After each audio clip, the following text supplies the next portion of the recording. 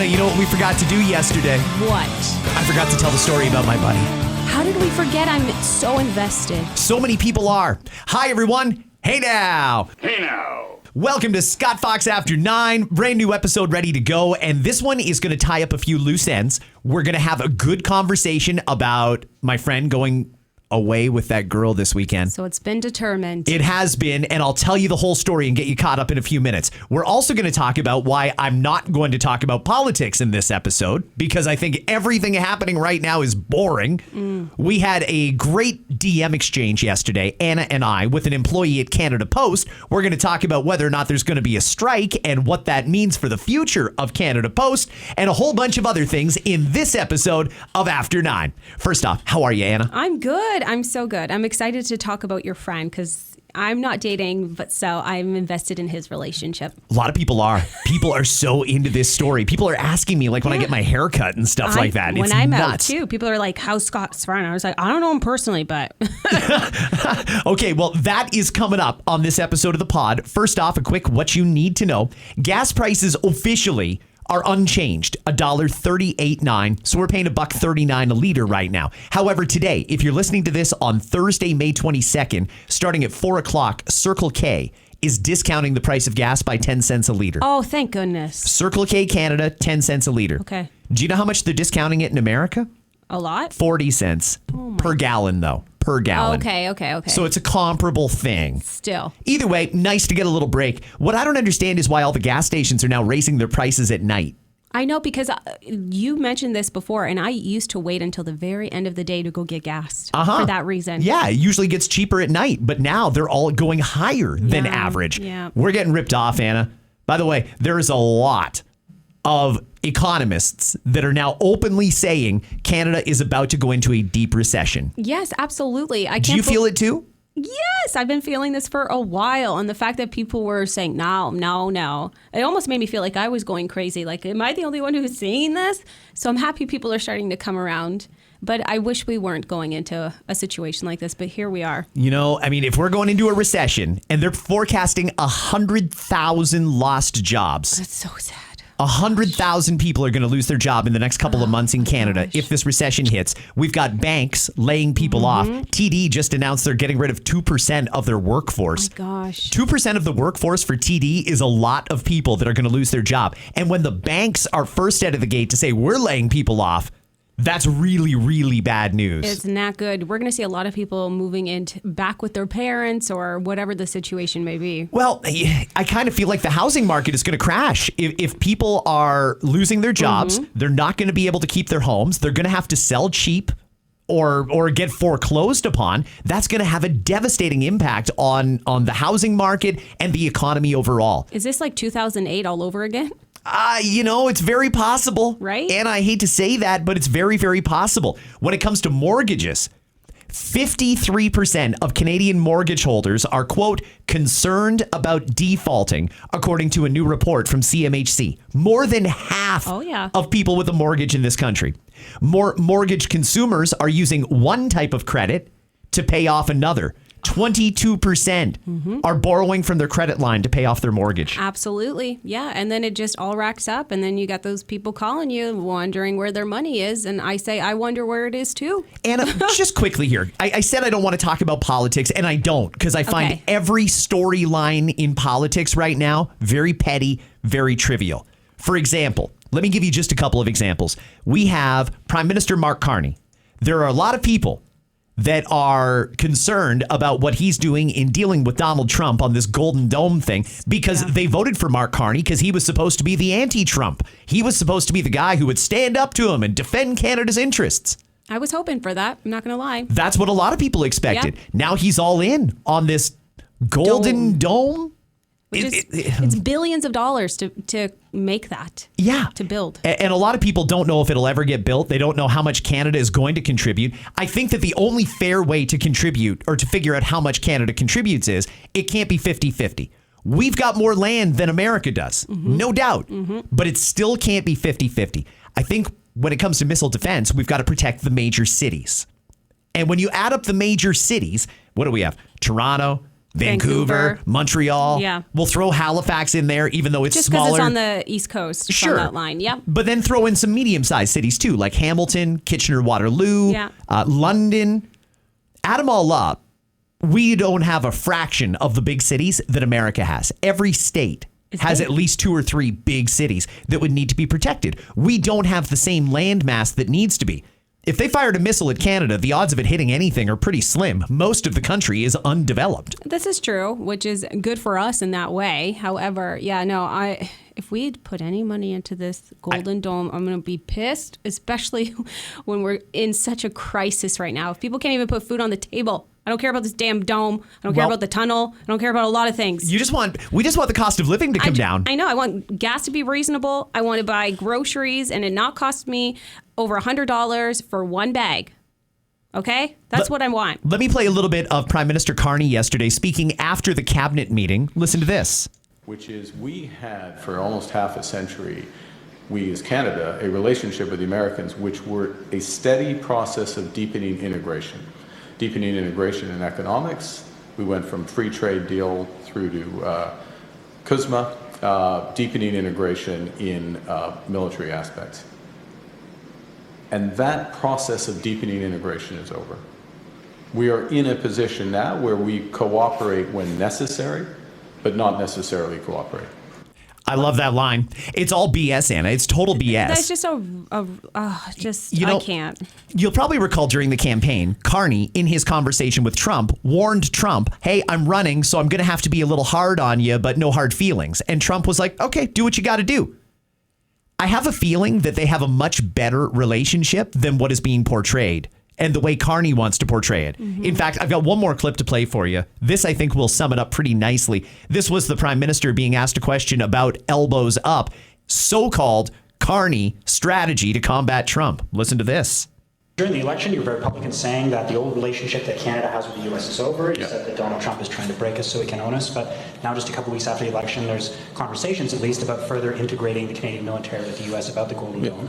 What do you say to Canadians who voted for you based on your elbows and mentality with the Americans? Well, first, one of the reasons why we're having more constructive discussions with the Americans is because we are demonstrating our ability that we have choices. We have choices economically. We have choices with respect to our defense. It's all nonsense. No, we don't. Do we? Like, that's the thing. Don't.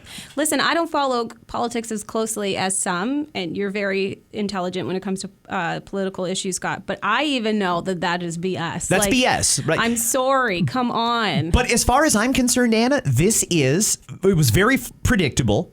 Conservatives were saying for a long time before the election, Carney is not who you think he is. And the elbows up folks refuse to hear it. And by and large, I'm okay with what Carney has done so far. Mm-hmm. It isn't very much, but I'm okay with it. But you just can't compare their military, our military, not being, we get to decide. No, when we need help or whatever, like, we need the U.S. for things. Like, you can't pretend that we don't. Right. So I think the people being critical of the Prime Minister right now, I feel like that's boring. I feel like the Liberals that are trying to criticize Pierre Poilievre for a couple of different things. He put out his shadow cabinet yesterday, and it's got like 70 people in it. I know there's some people saying, oh my God, 70 people is a shadow cabinet. That's crazy. I just want to point out that doesn't cost you a thing, not a penny. Every one of Mark Carney's ministers and junior ministers costs us a massive salary. None of the shadow people cost you anything. It doesn't cost more. So I don't blame him for putting more people on a file. The Conservatives need to do a better job at prosecuting the Liberals in front of the voters. So if you get, say, 2 people focused on the finance minister, well, that's bad news for the finance minister, but I think it's good for democracy. So I don't buy this argument that Liberals are trying to shame Pierre Poilievre because he put 70 people in the shadow cabinet. I think that's stupid. The other one that they're going after Pierre for is because he's living at Stornoway, which is the residence of the official opposition leader. Technically, he's not the official opposition leader because he doesn't have a seat in Parliament. Mm-hmm. He's going to have a seat in Parliament. Let's be clear about that. He's going to win the by-election. I don't think he lost his election legitimately anyway. I think there was a lot of funny business in that Carleton riding. Okay. I'll say it. For whatever reason, they've made it so ridiculous If you dare try to question the results of an election, I think it's irresponsible to not question the results of an election, especially given that in Elections Canada has lost control of this. These recounts that all end up finding other ballots or disqualifying votes for the Conservatives and allowing the Liberal to win. I think all of this is very reminiscent of when Joe Biden beat Donald Trump in 2020. I'm not going to say rigged election, but I don't think it was a legitimate one. Ooh. I don't think it was. Okay. All the evidence points otherwise. Oh, of man. it. And you know what? They got away with it. They got away with it. Pierre lost his seat. Now he's got to run in a by-election. I don't think that this is the flex that Liberals think it is. Pierre's going to go away for a few months. You're not going to have to hear him. It gives him a nice reset in the minds of the public. He can come back fresh with a new approach, new people, etc. So I don't think that that's good news for Liberals that Pierre is not there. I think it'd be good news for them if he was there right now. The other thing is, why would you want to make somebody leave? You know he's the leader of the Conservatives. You know he's going to win this by-election. He's got a special needs daughter. You really want the guy to move out for 45 days and then move back in? Mm-hmm. Come on, grow up. Just leave it. Just leave it. You know what? No, if it's not Pierre, it'll be someone else. Yeah. That place is for the leader of the official opposition. Someone's going to be living there. For purely practical reasons, it makes sense to let Pierre live there until he wins this by-election. But there are some people making a big deal of it, like Pierre's wasting taxpayer money. If you want to talk about wasting taxpayer money, how much time do you got? Because our government's very, very good at it. I think that's silly. All these storylines in politics right now, I'm bored with them. I think everything is very trivial, and I don't think there's really anything to talk about until next week when there's a throne speech and Parliament resumes. Yeah. Right now, everything else is just noise. I know that the television news networks need to fill 24 hours a day, and they go down all these rabbit holes and try and make something out of nothing, but I think it's boring.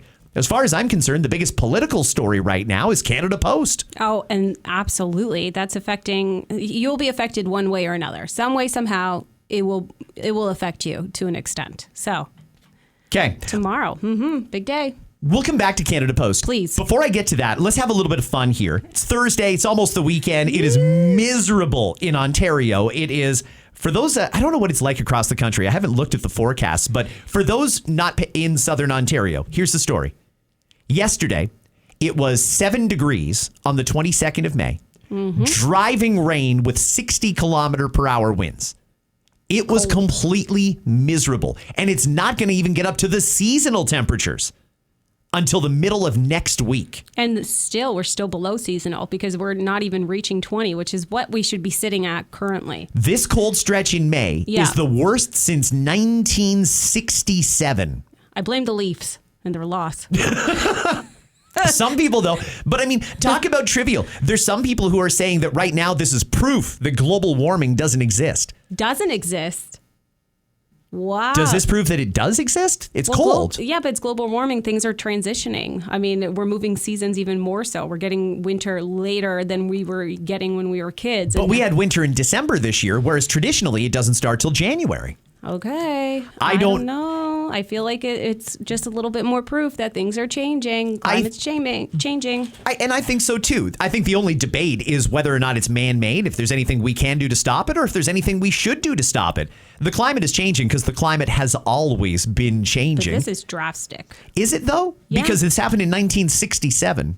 Yeah, I know. What was the climate problem back then? No internet. I don't know. You don't know. Well, I mean, I think that I don't know that it's a really good look to try and say this is proof that climate change doesn't exist. I think it just adds to the theory, though. I mean, it's changing for sure. And what can we do about it? That's what I want to know. Is there anything we should do about it? One of these days we should talk about climate change. Are you a real believer? Like, are you one of those people that thinks we need to cut our carbon emissions so that we can have better weather in the summer? I mean, if we can, I love summer. So yeah, sure. If that will help me have more sunshine and hotter temperatures, I'm here for it. But I just get afraid when I lived out on the East Coast, the amount of hurricanes and, that we had to deal with from when I first moved there to up until I left. It was just a lot of coverage, a lot of damage. You got multiple tornadoes. Like, it just seems wild, this kind of weather. I don't know. Do you believe any of the theories that a lot of it is man-made? Manipulated, the weather? How? Manipulated? It's a lot of people that believe that using lasers, like an actual weapon, if you fire it into the ocean and you heat the water up enough, that creates the optimum conditions for a hurricane. And there's no better way to try and scare people about climate change than constant hurricanes. A lot of people believe that, Anna, that the powers that be are manipulating our weather intentionally. We know that they can manipulate weather. China did it during the Olympics to make sure it didn't rain during the opening ceremony. This is We wild. are able to control it. You haven't heard that theory? I've never heard that theory. It's almost like, oh, the world is flat. Like, I don't know. Like, I've not heard that. And having covered the weather and seeing our there's so many rabbit holes you could go down if you want to. I know. This gives me more reading material when I go home. But yeah, I guess it's just like having read all the different sites and following weather patterns when I had to fill in on weather, which was difficult, I will say. Weather for the East Coast must be hell. It was. That's a rough job. It was, because I covered all of Atlantic Canada, all the way up until Newfoundland and Labrador. So it was a doozy of a time because every pattern was a little bit different. But you're seeing, extreme weather. It's shown up so much. Oh my gosh, a laser to the ocean. I mean, I've heard everything now. There's so many different ways that it could be done. Okay, you go ahead and look into that on your own time. My mind is like, whew, okay. By the way, I'm not saying that it's true. I'm just saying there's a lot of people that believe that based on what they've discovered. And one of the things that I've learned is never discount any theories. Because I learned during COVID when I was lined up to get my shot and I was begging for it and just give me my vaccine passport so I can go to a restaurant. I used to see people with these crazy posts online like, you should be careful with that shot. It leads to myocarditis. Is that what it is? Heart problems, particularly in men, particularly in young men. I would see that and think, that seems pretty crazy. That's nothing like the government is telling us. And I worked in media during that time as well for a news organization. And to be honest, like I got the shot not because of what people were what was being reported more so. It was because I wanted to have a social life and see my family. Yeah, I did the same thing. That's really what it was. I believed the narrative safe and effective. And then once you have it, you can't get it like the vaccine is supposed to work. Oh, I knew you could get it. I just thought it would be a little bit. It would be mild versus without. And it turned out to not be true. Just yesterday in America, the FDA required the Pfizer and Moderna vaccines to now carry a warning label that it could lead to myocarditis in young men. But then I also think when you watch television and you see, get vaccinated for this or get this pill, and then it's really quick, may cause, death, early death, blah, blah, blah, blah, blah, death. There's always a risk to anything that you do. So it's really up to you. I mean, not that we had a big say back then. But. Well, they were also telling us, though, safe and effective at every possible turn. And now there's a lot of people who realize we were lied to. It wasn't safe. It's not particularly effective. It doesn't stop transmission. It doesn't stop you from getting sick. So who are we protecting? I don't want to re-prosecute the whole COVID thing. I'm just saying that I'm not discounting any theories because I don't know. I really don't know. There's a lot we don't know. And hopefully we're going to start finding out. We've got two different governments between Canada and the U.S. that both promised us more transparency. Let's see the transparency happen. I am interested, though, that the Moderna and Pfizer vaccine now comes with a warning on it. Yeah, I'm surprised it didn't come sooner. But I guess at that point, you didn't want to scare people even more than they were already scared. Sure. I agree with you. It's, let's see here. Did I cover everything for what you need to know? Gas prices, the dollar, 72.14 cents. It is still going up. That's good news, I think, for Canadians. Okay. We would love to get a dollar at par. I don't know that it's going to happen in the next few months. But, Today we are celebrating National Solitaire Day. Wonder how many hours of video games have been playing solitaire. Especially back in the day when there wasn't as many options. You got a new computer because you wanted to play solitaire, not because you wanted computing ability. It's also National Buy a Musical Instrument Day. Anna, if I gave you a gift card for Long and McQuaid and said, go buy something that'll make you happy, what instrument are you buying? I want to buy a ukulele. Really? Why a ukulele? Because they're a smaller version of the guitar, and I could take it with me everywhere. Okay. Are you that person who pulls it out at the campfire and stuff like that if you know how to play a ukulele? If I knew how to play it, I'd pull it out at the airport if I needed to. Oh, dear. I would do it. It's also National Vanilla Pudding Day, and today is National Craft Distillery Day. If there's any craft distillers listening, I wouldn't mind partnering with you on a gin or a vodka. I've got some pretty good ideas about how that should taste. And if you want to partner, I've got a huge machine behind me and a massive audience to promote it. So you reach out and let me know. And I have spent a lot of time trying vodka over the years. I know what I like. Anna's practically a pro at this point. It's great. All right, let's get to it. Last week here on the pod, And the radio listeners are actually a little further ahead than the podcast listeners right now because we did miss yesterday. So we'll get you caught up now. Here's the story. Buddy of mine, late 40s, he's pretty close to 50.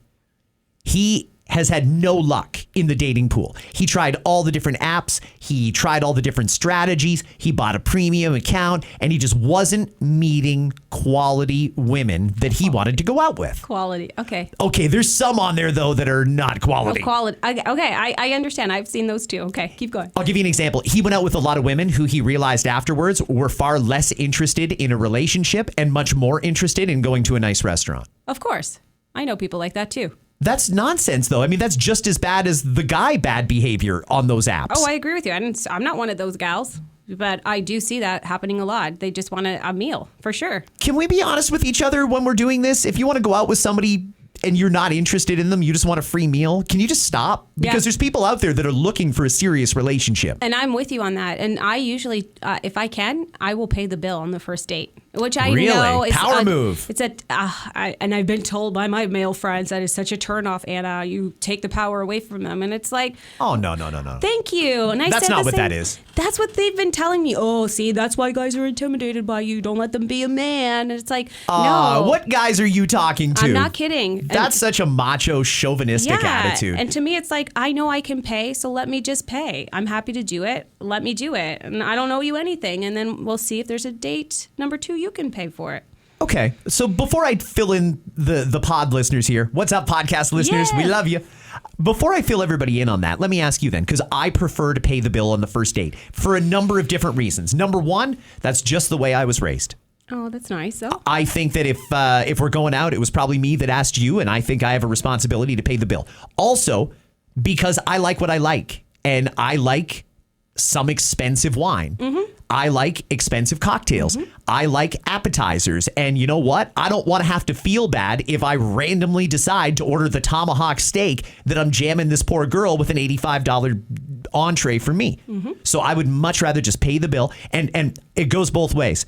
I want you to have a good time too. You order whatever you want. You want more drinks, you want more apps, you want to send something back, get something to go. I don't care. But I would like to pay that bill on the first date. How does that gel with your strategy that you want to pay for the first date? Well, technically, usually... Would you let me if I told you why I want to do it? If we had the discussion, sometimes I just get up to use the bathroom and I pay. Oh, you're a sneaky one like that. I am, and then... But I'd like them to know that I can handle, like, I'm not here on this date so I can get a free meal. Do you know what I mean? Okay, so you're sending a message. Like, that's my message. Like, if I'm agreeing to go out with you, I'm perfectly capable of paying. I'm never going to go out on a date not knowing that I don't have enough money to cover the bill. Good. That's just how I operate. Because there's also people that'll ghost, so you should have some money just in case. No doubt, right? But that's me. That's what I like. But I appreciate the honesty. If he said, "Listen, I really want to take care of this. It's important to me," I'd be like, you know what? Okay. Just know that I can, but okay. Okay. and you know what? A thank you goes a long way. Much. Thanks for dinner. Great. I appreciate that. And you know what? Eventually, I give up on that. If we've seen each other a few times, I remember with my girlfriend, her and I had this debate too, because she's similar to you. She wanted to pay the bill. And no, I'm just not comfortable with that. Eventually, I got comfortable with it, but it took me a while to get there. And that was some of the growing that I had to do as well. Yeah, no, and I appreciate that you even had the conversation. Oh, there's hope. There's hope. Oh, there's hope. Okay. There certainly is. I have no hope for your friend. No, I'm kidding. Go ahead. So my friend here had no luck on the dating apps until he met this one girl. And she proposed to him a silent date. And the silent date is simple. You go out, you're together, but you only text. There's no conversation in a traditional way. It's a text conversation. And he asked me, he's like, is this weird? Like, should I do that? No. Are other people doing this? No. And I said to him, no, I don't think they are. But if that's what she wants to do, it's kind of a neat thing. Why don't you go? What have you got to lose? Go and see how it turns out. She was an 8 out of 10. We must put that in there. So she was an 8 out of 10? Attracted to her, so he was going. He's pushing an 8 too. I mean, he's a solid 7 right now. Okay, but going on an 8. So we're rounding up there. A few more trips to the gym and he's going to be great. Perfect.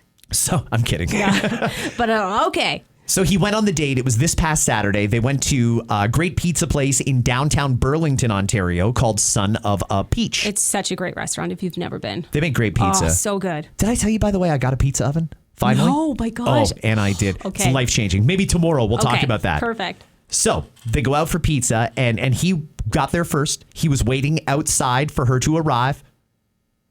She came walking down the street, and she wasn't alone. She brought her kid with her. On their first date, silent date, she brought a child. He didn't even know. He didn't know she was a parent. I'm saying it. I can't believe it. He didn't know she had a kid. And the reason that the kid was there is because the babysitter bailed at the last minute, and she felt bad canceling on him. So she said, you know what? I still want to go on this date. I like this guy. I'm interested. So she brought the kid along. So many red flags. So many red flags. They started doing the silent date.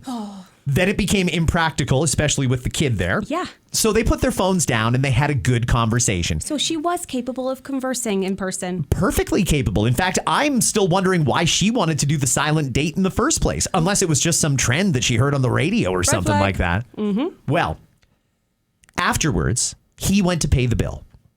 She said, I'll get the bill. Let me please take care of that. And he let her. He said, okay, yeah, you know what? No problem. You pay the bill. I thought it was nice that she paid the bill. Well, yeah, because she brought her child. Then she said, hey, we're going to go for gelato. Would you like to join us? And he said, yeah, all right, let's go for gelato. They went for ice cream. Everything went well. Looking at the water. Downtown Burlington is beautiful, by the way. It's so pretty. They had ice cream there by the lake. It was good. They decided they were going to go their separate ways. Wave from her to him. Kid gave him a fist bump. And then mom and kid went away. Well, I'm surprised they didn't take family photos while they were down there, too. Anna, come on. Oh, don't tell me to come on. Are you kidding me? You come on. So, a few days go by. The long weekend ended. Tuesday, he got a call from her. I'm happy. I mean, kudos to her. She waited long enough, realized he wasn't going to call, so she made the move. She made the move.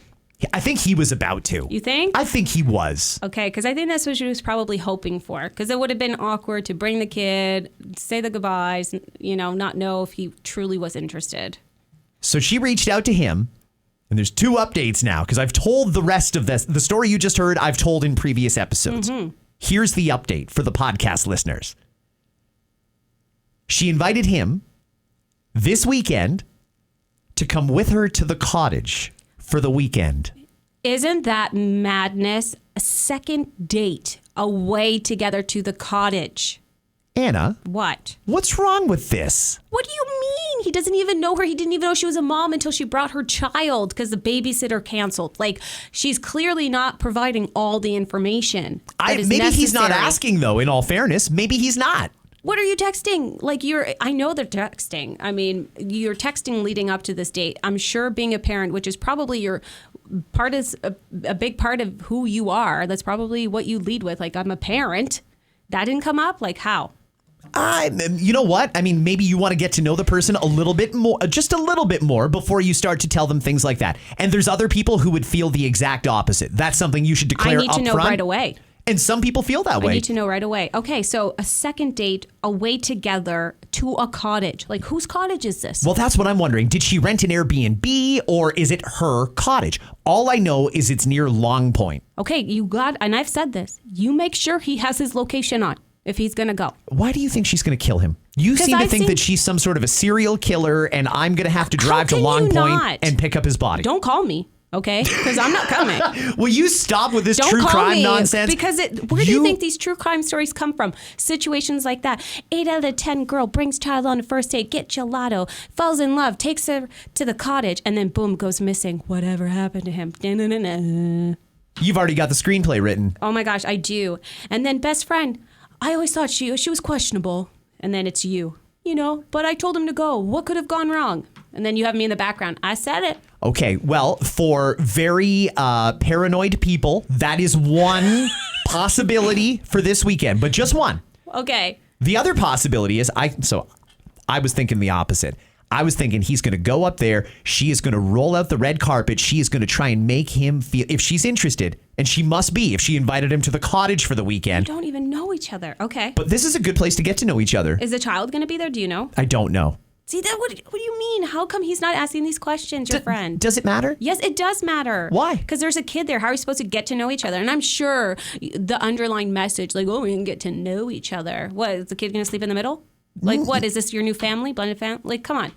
They're just getting to know each other. Okay. I thought, well, she's either really interested and she's going to roll out the red carpet to make him feel welcome and comfortable and like she's interested in him, or she just wants a little free labor. Like, for all I know, he's going up there to put the dock in the water and cut the grass. Okay, well, then if she does it that way, smart, good for you. Okay, so she wasn't going to kill him. She just needed the grass cut. There you go. Some people want free meals. She wants free labor. Maybe. And then he, in return, gets some time with a lovely lady. Apparently, he's looking forward to it. He told me he's excited about this weekend. And I said to him, because we did this as a poll on our radio show. Did. Light 92.1 FM. We did the poll and we asked listeners, is it a good idea that he goes? Mm-hmm. It was basically 50-50. At first, it started with people siding with me. And then it started to, Scott was pleading a good case. And then everybody's like, you know what? You only live once. As Drake says, YOLO. You should go, buddy. Yeah. Have you ever said YOLO before you did something? No. I've never have either. I've never. Yeah. But can I say, I did collect some messages regarding this topic from our listeners. And so if you're listening as well, you can DM us your thoughts too. So Kim, she says, is she going to be a stage 4 clinger? As in, will she propose marriage next week? That's a good question. Kim, I don't think that's a good question. It's true. Or is this like... You're talking about the escalation from date to weekend away. First date goes from a silent date, brings the child, they go for gelato, it's family stuff. Now she's inviting him to a cottage to go away together. Next week, is this her practicing to see, like, can we live together? I mean, the economy sucks right now, so maybe she needs an extra income. By the way, I get the impression, and he doesn't know. I asked him to ask her, what does she do for a living? He doesn't exactly know, but he knows that she arranges like financing for business and real estate, something like that. She is a financial executive and by all accounts, very well off. But he doesn't know. She's got money. But he doesn't know. Well, he doesn't know her actual job title or where she works, but he knows what she does. Does he know her last name? I believe he does. Okay. Oh, my gosh. Anyways, Donna writes us, she said, if she listens to your radio show, I think if I was her, I would cancel the date listening to you too. You're great, but your friend Scott's a real a-hole. And Anna, man, she thinks you're going to die. Keep me away from Anna. She thinks I'm a killer. And if it was the other way around, where the guy was inviting me to the cottage after the first date, I would say no. I'm with you. I've watched too many crime shows too. Anna, if you went and had a great, take the kid out of it. If you went out with a guy and had a nice pizza, good time, walked by the water, and you got that tingly feeling like, there's something here. And he said, you know what? I know this is crazy, but I'm going to the cottage this weekend. Why don't you come and join me? We're going to do a little jet skiing. We're going to have a little barbecue, a couple of drinks by the fire. It'll be great. You would say no. I would. Just on the fact that it's the second date. Yeah, and my friends would be like, girl, you're not going. Are you kidding? Really? They would be terrified for me. I was asked by somebody to go on a hike on a first date. And I was like, that's a hell no. A hike on a first date? What do you think, you're going to push me off a cliff? I'm not going with you. You have a special level of paranoia. Holy cow. You just assume the worst is going to happen. I mean, like, come on. It's because I worked in the news for far too long. I think that's what it is. You've been tainted by way too many stories from the Canadian press. Okay. Well, Valerie, she also texted us and says, is there a phone signal or Wi-Fi there just in case his friend needs to get a hold of Scott? That is important to know. Scott, you sound like my husband. So what am I going to do? Well, I'm not going to drive to Long Point because she pulled out a steak knife. What am I going to do? And she's like, are you hungry? Okay, and then this final one is anonymous, and they write, Anna, I'm definitely with you. These are red flags. So contradictory from she's too anxious to talk on a first date to let's spend a whole weekend together. Wow. Thank you. Mic drop. There you go. All right. Okay. Well, but he is going Saturday. So this is the update. Now everybody's going to be caught up because he called me yesterday and he was telling me about it. We were talking it through. Practical stuff, like I told him you better shave your balls this week and all that sort of stuff. You don't want a forest? No. You got to make sure that you are manscaped and ready for anything that could happen this weekend. That's me just... Okay. But also be ready because nothing might happen this weekend and he needs to be prepared for that. He might get there and she says, okay, here's your room and I'll be sleeping over there and the kid will sleep in here. Maybe she's not thinking sex. Maybe she's just thinking good opportunity to get to know him on her turf. Oh, that's terrible. Friend zoned. You think it's friend zone? Really? Yeah, if nothing happens, that's like, oh my gosh. But I guess they haven't even kissed, right? No, they haven't. Or hugged. They got a wave. He got a wave, yeah. Ugh, oh my gosh, and if the kid's there, I can't. And then how about if they are sleeping together in the same room and then the child is like, Mom, I need. I don't think the kid's that young. I think the kid's like close to 10. Doesn't matter. Kids will sleep with their parents still. I know people. Okay, well, if that goes on, then there's some... Okay. I don't even want to say how I feel about that. Well, I'm but happy anyway. you told him to shave his balls. Like, that's a good friend. Yeah. That's promising. Okay. Well, I feel like guys should encourage guys to do stuff like that. Not everybody has that top of mind awareness, but if you're going to show it off, you better make sure it looks good. yeah, it makes it look bigger. I'll tell you. That's a tip for you, too. There's a lot of reasons you might want to do it. There's a tip for you. There okay. you go. But Maybe they'll play just the tip. You never know. Just to see how it feels. Well, I mean, it's been a while for him, you said, so we'll see. But you told him to drive his own car, which I think out of everything has been the best advice you've given him. You think that's the best advice I gave him? I didn't support you telling him to go. I did tell him to go, and what I did was, I'm playing golf on Friday anyway. I know it's only like 8 degrees or something, but I got to do it. It's way too long into the golf season to have only played one round. So I'm playing golf on Friday. I said to him, tell her you're playing golf with me on Friday, so you can't join her for the drive, but you'll meet her there on Saturday. Then you've got your own car, and if she turns out to be a serial killer, you can dip. No problem. See? It's in the back of your mind. Because you put it there. Nuh-uh. No, if you thought she was fine, you wouldn't have given him an escape plan. But okay, maybe she's insufferably boring. Maybe she's some sexual deviant. Who knows? Oh, gosh. You never know. So I think for a lot of reasons, it's practical to have your car there. And if you got to go, you got to go. But I also think that he's missing out on an opportunity because the car ride could be part of the bonding. Oh, you got enough time to bond once you get there. You're fine. That's true, too. You're fine. Absolutely. So I said, listen, what you got to do is you got to shave. You've got to pick up a couple of bottles of wine. Yeah. You're going to pick up some expensive steaks, not the nonsense you bring over to my house. Like, you better go top shelf. Yeah, like you got me already, friend, but you don't have her. Okay. By the way, friends that show up at your house with like just a cheap little strip loin, I brought steaks. That's not it. If you're coming over to my house, you better bring a good steak. Note to self. Or just leave it and I'll get the steaks. There, done. So I said, you got to bring some good steaks, bring a couple bottles of wine. You're going to pack an entire suitcase full of condoms just in case this turns out to be a great weekend. And bear spray. Again, I don't think she's going to assault him or kill him in any way, but I'll mention the bear spray. Anna says bear spray. You should just always have it on hand. Okay. So he's got the bear spray, the steaks. Yeah, it's important. That's what you season the steaks with. It's nearby. If she questions, why do you have that bear spray with you? Well, we're out here in the forest. There's bears.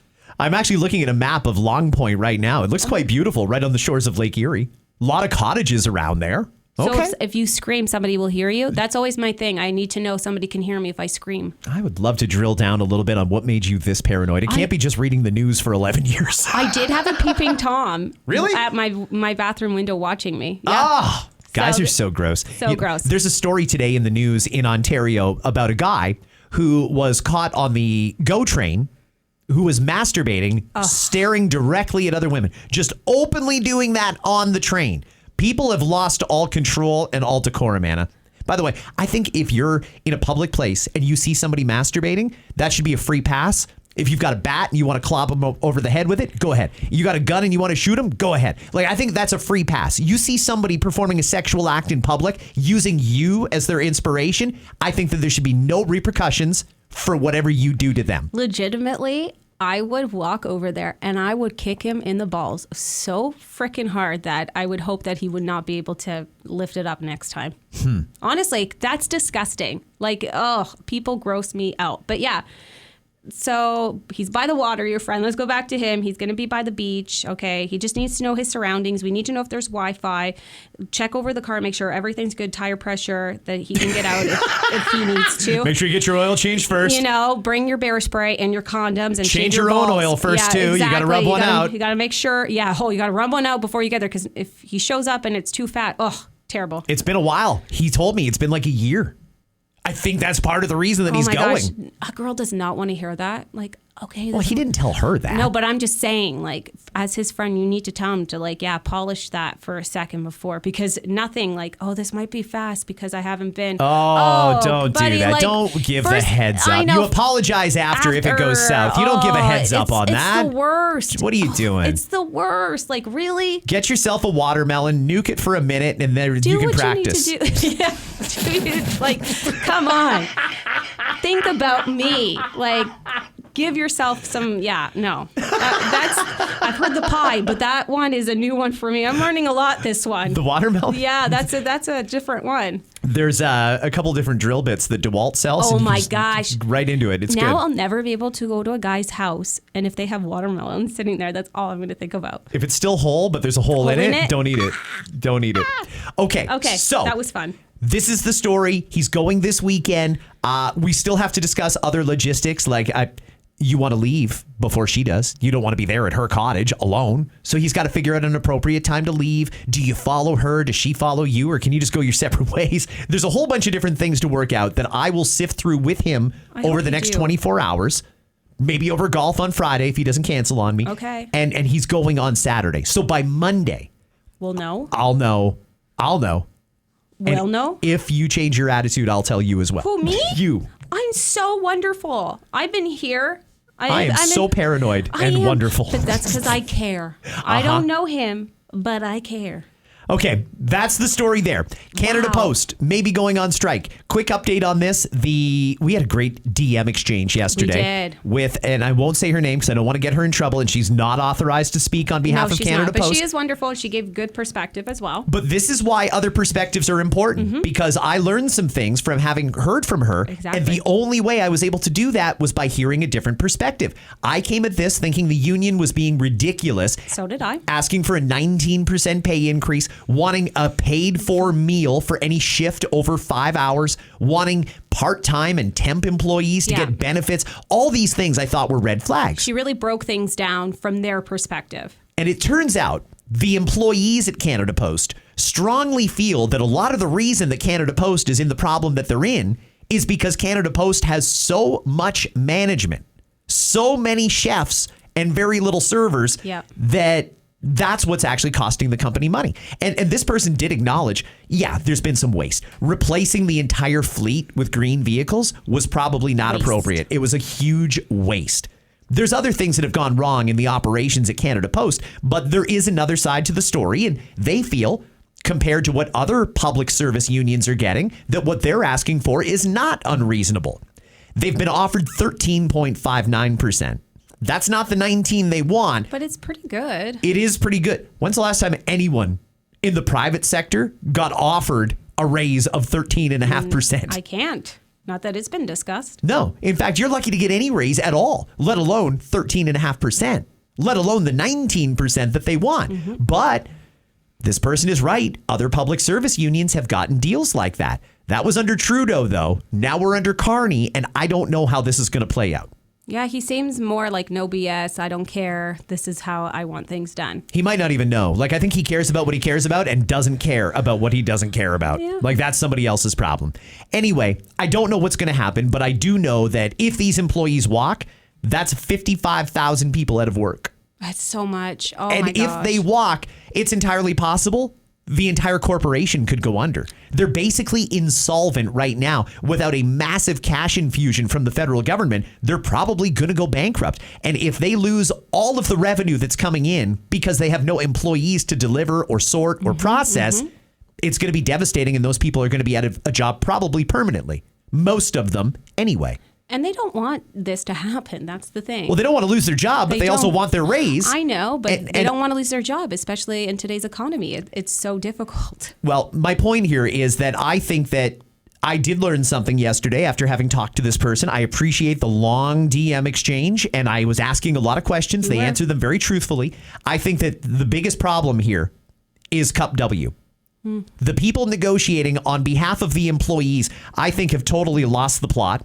I think that they are doing more harm than good for the reputation of postal workers. And I think that what's happening here is if these employees walk and the worst happens to Canada Post, this excessive level of management is going to blame the employees. Of course they are. And in the eyes of the public, this is very much a PR battle here.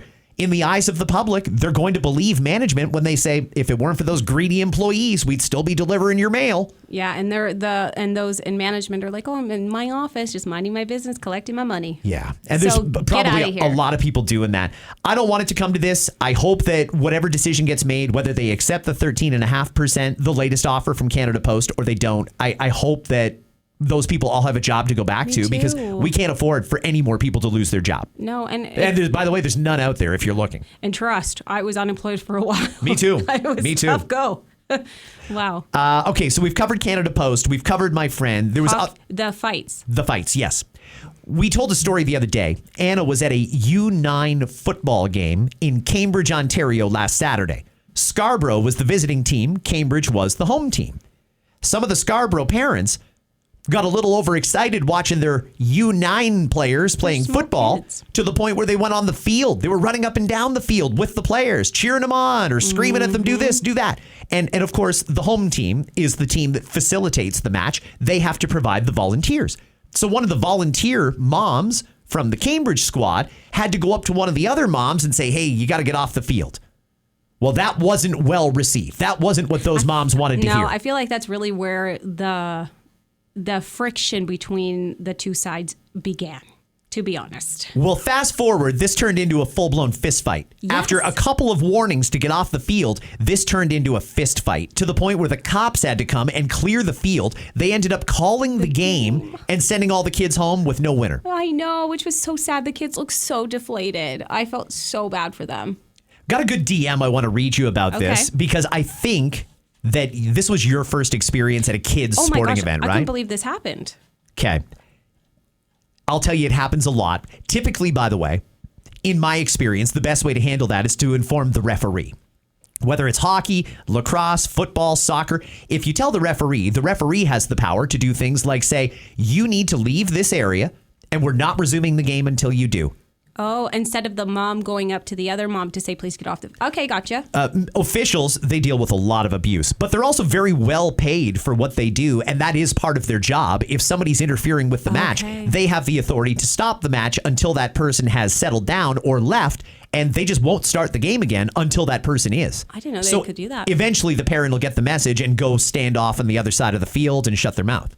Here's a message from Andres. Hi, Scott. Listening to your pod about the sports parent going crazy.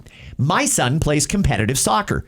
I see the same thing. Parents losing their minds at times. I've come to the conclusion that built-up anger is sometimes because they probably didn't make it in their own sporting life, so they're trying to live vicariously through their children, to the point where they even lie to the kids that they could go pro. One game, a mother mooned our mothers, and the poor son happened to be on the sidelines. You could hear the kid clearly say, "Great, Mom, thanks for that." Parents need to chill out. They are teaching their kids the wrong message, which is to lose their minds and start throwing fists just because they get upset. Keep up the great work. Anna is a great addition to the podcast. Andres. Oh, thank you. And oh my gosh, for the child to recognize what their mother had just done was ridiculous and upsetting is telling. Anna, this happens a lot. There's so many parents that just cannot find their chill. And I get it. You're proud of your kid. You want your kid to do well. Maybe there is a little bit of parents living vicariously through their kids. But you got to calm down and remember the fact that you're an adult. And if you can't behave yourself at a kid's sporting event, look in the mirror. Go get some help. Yeah, they're small. And we talked about this on the radio, too. And, you know, in addition to Andres sending us some messages, we had others like Tony.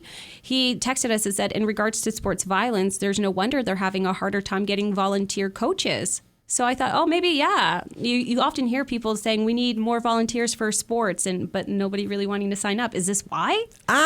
You know what? I mean, people in sports, kids sports, minor sports, they deal with a lot of abuse. And I'm sure that there's coaches who deal with it. I've never, in my experience, found a shortage of coaches. Usually it's people stepping up that want to coach that probably shouldn't be coaching, and you have to tell them no. I know there's a huge problem in just about every sport in attracting officials, referees, and umpires and stuff. And that's partially because parents are so ruthless. I personally think it should be an offense. Yeah. to speak in a disrespectful way to an official at a sporting event. I do.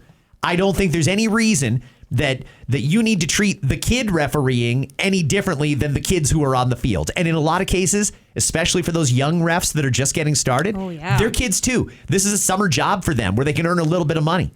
You know, if you've got a kid that decided not to play hockey but decided to be a hockey referee, they're going to make a lot of money, a lot of it. But they put up with so much abuse that at some point it's not even worth it. And sport is losing referees at a rapid pace because people are just saying, yeah, I mean, I'd love to get paid $100 a game and do 3 games a day, but it's just not worth the hassle of getting yelled at and have parents follow me to my car. Oh my gosh. Okay, well, speaking of parents, we had this message I wanted to share from Barb. She writes, "Hi, Scott and Anna. I was at a 10-year-old boy hockey game. There was a mom that was so mad at the ref, she ended up flashing him and everyone in the stands. It was a very small town and everyone knew her. She was so embarrassed after that she went on stress leave and took a year off work, pulled her son from school for a year as well, ruined everything by making such a stupid decision." And then she finished it with, "Great morning show. Love you guys." So thank you. But wow. In a split moment, like one decision really does. It makes a difference. Absolutely. Now, tomorrow is Friday. That means listener DMs. And I've already started preparing the listener DMs for tomorrow. There's lots. There is a lot, and I'm sure more are going to come in today. They always do on Thursday. I think we're almost at a point where we have to really pare down how many we read. Otherwise, the entire episode is going to be DMs, and we could probably do 2 out of it. Ooh. But here's a couple of things we're going to be talking about on tomorrow. Terry sent a message saying we should say swear words more often, but not as often as I used to in the old pod. Okay. That's one. Okay, no, okay. I didn't know you did that. Okay, cool. Then we've got a few on the World Junior Hockey Championship players. Oh, man. There's really no update on that today, by the way. No, there isn't. Not even really an update on the Diddy trial either. It was a fairly uneventful day yesterday. But that's, okay, can I just say this about the Diddy, if we talk about that tomorrow? I just don't understand how he has not been charged with domestic violence. I know the racketeering and all that, it's a lot larger and the sentencing would be more, but there is concrete proof that he is an abusive partner. Yeah. So I don't understand how he's not been charged with that as well, in addition to everything else. I don't understand that myself, I don't understand Anna. it. It blows my mind. And that seems to be like the big topic of discussion in the trial. We're also going to talk tomorrow. Thank you. Sorry, I went on a rant. No, not at all. Hey, let it out. One more. We're going to be talking about drunk drivers because yesterday we talked about that 19-year-old from Georgetown who killed 3 children last week. And you know, there were some people that reached out to me yesterday that were triggered by it because they've been affected by impaired driving. And I'm glad nobody thought I was defending the kid. And I'm not defending the kid. No, you're not. You're just trying to say. I'm just trying to say he's 19, and do we treat this with any sort of compassion towards him? Because it seems like when it's gun crime, we give them the ultimate sympathy and compassion. Drunk driving, the automatic instinct is throw the book at him, lock him up, throw away the key. 19, made a mistake. It's not like he went out and bought a gun and shot somebody. That's an intentional act. This, again, I'm not defending him. There's something in the back of my mind that makes me wonder what's going to happen to this kid and why we treat him any differently than someone who bought an illegal gun and shot somebody on the street. Oh, and I think there shouldn't be a difference because you've taken the lives of innocent people. And I'm sorry. Yeah, no. It's a thing, right? Like when we created society, we all agreed that we've got to have some common rules that everybody has to follow. And if you can't follow the rules, we need to remove you from society until you can. And if we've determined you're never going to follow the rules, then you need to be locked up for a very long time. And there also needs to be a component of punishment that goes with that. It's not just rehabilitation, it's also punishment. If for no other reason, but so that the victims have justice. And I don't know when we stopped caring about victims and started prioritizing criminals. I don't understand it. But since that's the way things are going, I'm very curious about what's going to happen to this 19-year-old. I'm curious as well. Very much the victim mentality. Like I feel for the family. They've lost members. Children will never get to graduate, have all their firsts that they were so looking forward to. And it's because somebody decided to get behind the wheel when there's so many options of getting home these days. Maybe you felt fine. Clearly that wasn't the case. We don't know a lot more about like how much over he was in terms of blowing over, how drunk. Bad enough that car, that family was driving. I can't believe 2 lived. Yeah. I cannot believe it. It was that bad. It was so bad. We will leave it until tomorrow, a listener DM episode. If you want to slide into the DMs, by all means, Anna_Almeida or at Scott Fox on air. Have a great Thursday, everybody. We'll see you tomorrow. Bye.